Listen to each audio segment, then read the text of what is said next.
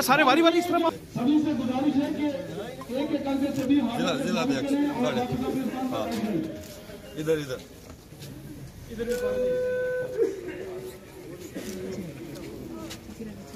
अब अपने युवा मोर्चा लेके पाओ जिला भारतीय जनता पार्टी श्रीमान दिनेश गुप्ता जी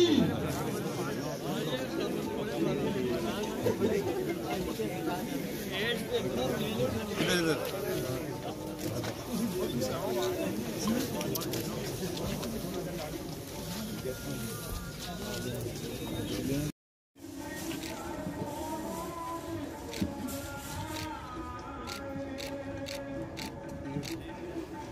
चलो पुंछ जनरल सेक्रेटरी गुप्ता साहब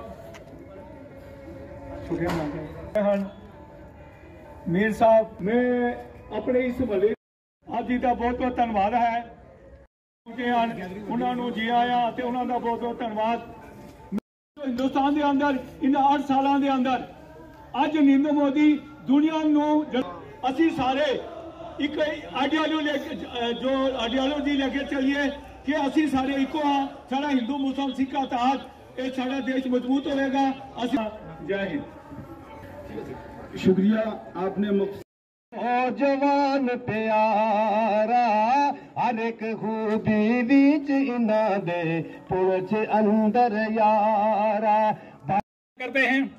मेरे भाइयों हम पार्टी में और जो हज और अकाफ के जो मेंबर बने हैं इंजीनियर मोहम्मद रफीक चिश्ती साहब जिनसे आप भली भांति जानते हैं, इनके भारतीय जनता पार्टी के ज्वाइन करने के बाद जिस तरह भारतीय जनता पार्टी ने दिन दुगनी और रात चुगनी तरक्की की है, एक बार जोरदार तालियों के साथ इनका भी स्वागत करेंगे। हमारे जिला के जिला प्रधान राजेश शर्मा जी जो आपके इस वार्ड के काउंसलर भी हैं, इससे पहले हमारे डिस्ट्रिक्ट के इंचार्ज भी थे और जनरल सेक्रेटरी भी थे, जिनसे भी आप भली भांति जानते हैं, उनका भी इन्हीं के मोहल्ले में इन्हीं का घर है, इनका भी स्वागत करते हैं। इनके साथ हमारे 2 में युवा मोर्चा के अध्यक्ष बनने के बाद इनके स्वागत का कार्यक्रम रखा गया है। मेरे साथ बैठे हुए हम सब के परिचित गुलाम नबी मीर साहब, जिनको हम सब जानते हैं कि हर दिल अजीज है ये भी, और दर्दे दिल रखने वाले इंसान हैं जो गरीबों की दिन रात खिदमत करते हैं और उनकी सेवा करते हैं। भारतीय जनता पार्टी एक ऐसी पार्टी है जिसमें सब जो काम करता है वो आगे बढ़ता है।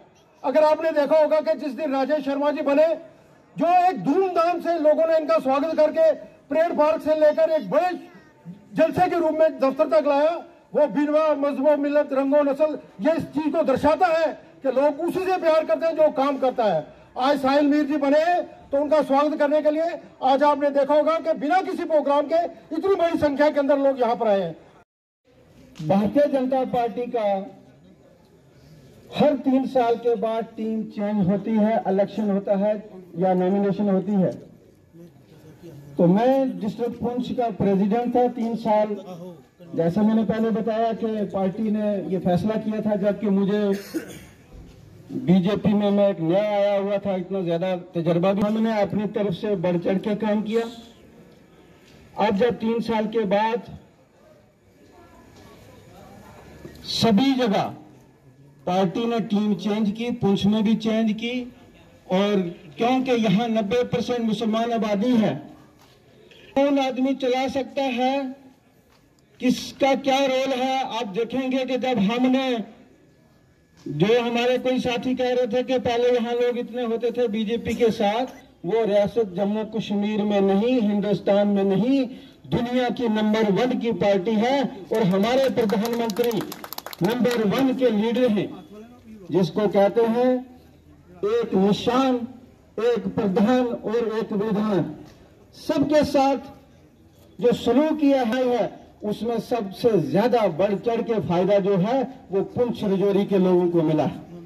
गुप्ता जी और उनके साथ पूरी क्लास, मुझे जो मेरी क्लास ली गई, उस क्लास में मुझे यह सिखाया गया कि पुंछ के अंदर जितने लोग रहने वाले हैं वो सभी हमारे हैं। गुजर हो, बकरवाल हो, पहाड़ी हो, हिंदू मुसलमान हो, कश्मीरी हो, कोई भी हो, आप सब ने ऐसी सोच बनानी है। मुझे कहा गया कि आपने सबको साथ लेकर के चलना है, क्योंकि हमारे देश के प्रिय प्रधानमंत्री जी का नारा है सबका साथ, सबका विकास और सबका विश्वास। पीडीपी उन्होंने कहा यह नारा नहीं चलने वाला है, लेकिन हमारे देश के प्रिय प्रधानमंत्री जी ने पूरे 130-135 करोड़ लोगों को बताकर रख दिया। आज देखें आप, ये गुलदस्ता यहां ही आप देख लें, अगर हम घर में गुलदस्ता लेकर जाते हैं, उसमें अगर एक किस्म का फूल हो तो बच्चे भी नहीं पसंद करते और किसी को भी वो पसंद नहीं आता। गुलदस्ता वो है जिसमें तरह तरह का फूल हो। आज आप देखें, यहां पर हिंदू भी है, मुसलमान भी है, गुज्जर भी है, पहाड़ी भी है, सरदार भी है। आप देखें, यही गुलदस्ता जो है हमारे देश की पहचान है। तो मैं ज्यादा कुछ ना कहते हुए मैं एक बात जरूर कहूंगा, यहां सबसे बड़ी बात जो है, हमने भाईचारा को जिंदा रखना है। जो बरसों से जो हमारी मिसाल जो है पूरे दिल्ली में चल रही है, राजौरी, पुंछ और जम्मू कश्मीर में बड़े बड़े जो हैं एजेंसियां जो थी, जो पीछे लगी हुई थी कि इस भाईचारे को खंडित करना है, लेकिन हमारे कुछ लोग ऐसे हैं, हिंदुओं में, मुसलमानों में, सिखों में, सब लोगों में ऐसे लोग हैं जो कि पीछे रहते हैं, लेकिन उनका विजन बहुत बड़ा है।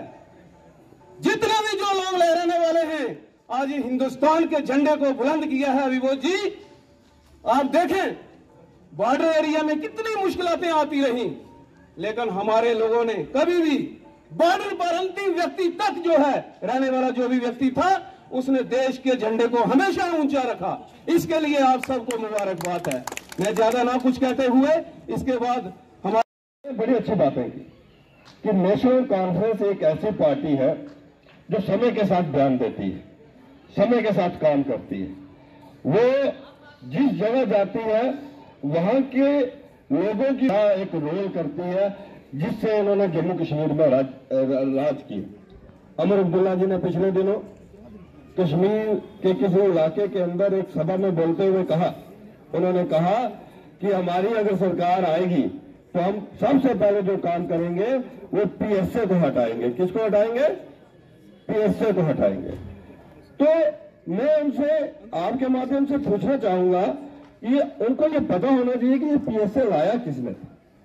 ये पीएसए उनके दादाश्री जी ने लाया था, 1978 में लाया था।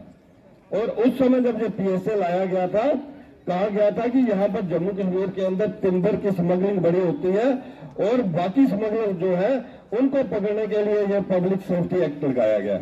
लेकिन पीएसए लगाना, नेशनल कॉन्फ्रेंस ने अपने विरोधियों को जेलों में डाल दिया, जो नेशनलिस्ट फोर्सें थी उनको जेलों में डाल दिया, और आज वो पीएसए हटाने की बात करते हैं।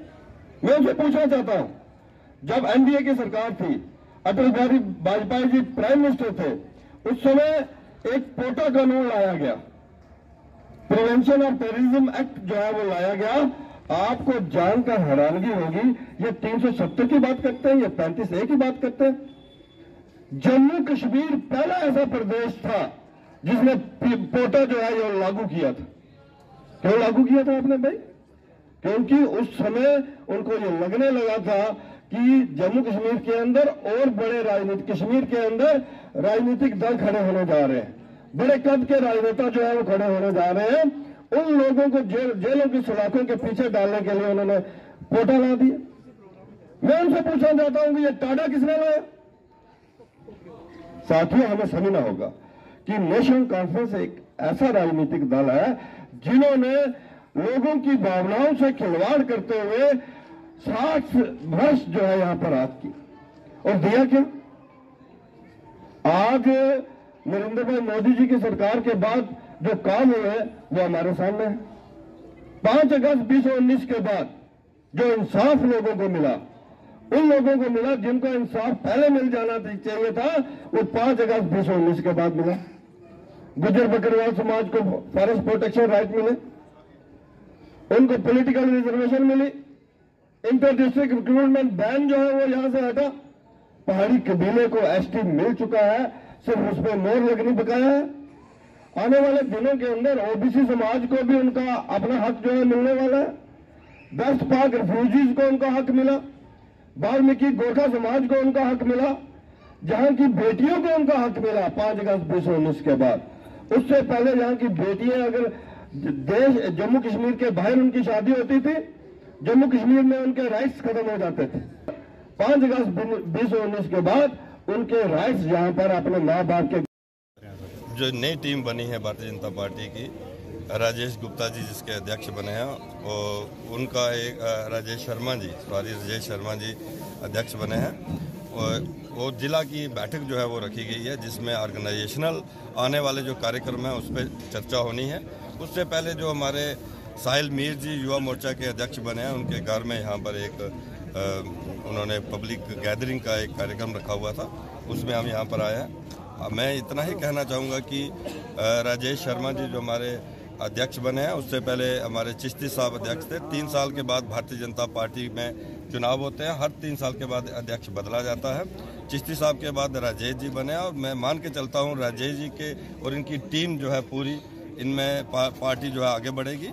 इनके कार्यकाल में बड़े चुनाव होने वाले हैं, पंचायतों के चुनाव होने वाले हैं, कॉरपोरेशन के चुनाव होने हैं, MLAs के चुनाव होने हैं, MP का चुनाव होना है।